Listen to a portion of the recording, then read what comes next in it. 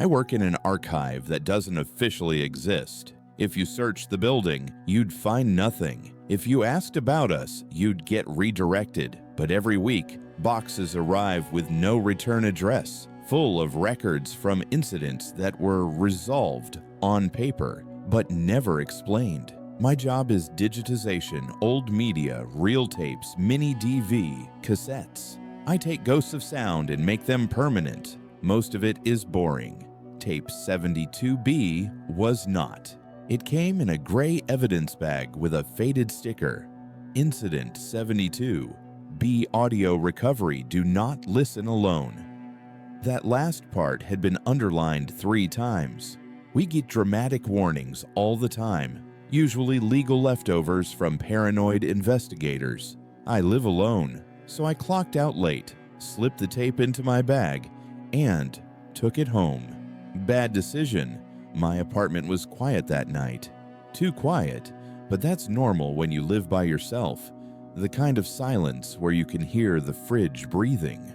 I set up my digitizing deck on the desk, plugged in my headphones, and slid in the cassette. I hit play. Static. Low, dusty static, like air moving through an empty house. Then I heard breathing. Not loud. Close.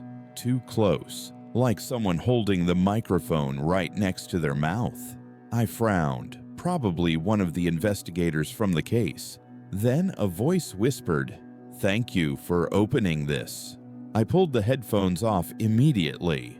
I stared at the player. The tape wheels were still spinning. I rewound, pressed play again. Static, breathing. Then, "You weren't supposed to hear me yet." My stomach tightened. That wasn't pre-recorded voice quality. It sounded present, alive, like someone in the room trying to speak quietly. If you were in this situation right now, would you keep listening or would you shut it off immediately? Please subscribe to the channel for more stories. I stopped the tape, checked the case file that came with it. Incident 72, B location, unoccupied residence, initial call, noise complaint, responders, 3 investigators, outcome missing persons, all 3, evidence recovered, 1 analog recorder running, no bodies, no forced entry, recorder found on the living room floor, still recording. They never released the audio publicly. I swallowed and put the headphones back on. Professional curiosity, I told myself. I pressed play. The breathing returned. Then a new sound. A soft knock. Not on the tape. Behind me. I froze. Listened. Nothing. Just my apartment settling. Back to the audio. A voice whispered again. Closer now. I thought no one would ever press play. My name came next. First and last. Perfectly pronounced. I ripped the headphones off again. "How?" I whispered. My phone buzzed. Unknown number. Text message. "You're listening alone, aren't you?" I stared at the screen, heart pounding. I didn't reply. The tape player clicked. It had started playing again. By itself. I slowly lifted the headphones. The voice sounded relieved. "There you are." I didn't speak, didn't breathe. "I can't see much," it whispered, "but I can hear you." A pause. Then, "You have a window to your left." I looked. My curtains shifted slightly from the AC. "You turned your head." I yanked the power cord from the wall. The tape stopped. The silence was worse. That night, I slept with the lights on. The next morning, I returned the tape to the archive. I told my supervisor the audio was corrupted, unusable. He nodded like he'd heard that before. Then he said, "You listened alone, didn't you?" I didn't answer. He slid a form toward me. Post-exposure. Monitoring. My blood ran cold. "Exposure to what?" I asked. He didn't look at me. "Audio residency." I laughed nervously. "That's not a thing." He finally met my eyes. "It is now." That night, I heard breathing in my apartment again. No tape playing. Just breathing. Behind me. Slow. Measured. I didn't turn around. My phone lit up. Another text. "I'm not in the tape anymore. I slept at a hotel. Didn't help. Breathing followed. Always just outside my vision. Always close. Always patient. Back at work, I checked the original transcript from 72B.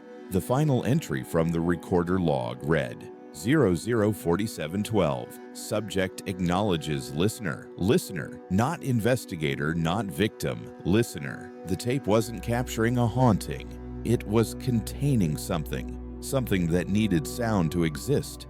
And I gave it sound. I tried something desperate. I went to a crowded mall. Noise everywhere. Voices layered over voices. I stood in the food court for the first time in 2 days. No breathing. It needed quiet. It lived in silence. That night, I filled my apartment with noise. TV, music, podcasts, white noise machine. Still, around 3:12 a.m., everything shut off at once. Pitch silence. And right behind my ear, the whisper, "Turn it back on." I didn't move. It sighed.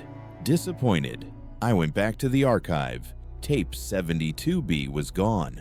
Logged as transferred, destination field blank. My supervisor wouldn't meet my eyes. I asked, "How many people listen to it alone?" He said, "You're the first in years." Years? "It needs time to fade," he said quietly. Fade where? He looked at me. Into someone else. I don't digitize audio anymore. I work with photographs now. Silent. Safe. At least I thought so. Yesterday, I opened a photo from a different case. A family living room. Empty, but on the coffee table. A cassette recorder, and written on the photo in pen, "Press play." I heard breathing again, closer than ever, and I realized something that made my blood turn to ice. It was never trapped in the tape. The tape was a door, and I opened it. If you're hearing this, it means I recorded over tape 72B. I put my voice on it, layered mine over the breathing, because it can only follow one voice at a time. I hope, if you found this tape, don't listen alone, because if you do, I finally get quiet, and it gets you.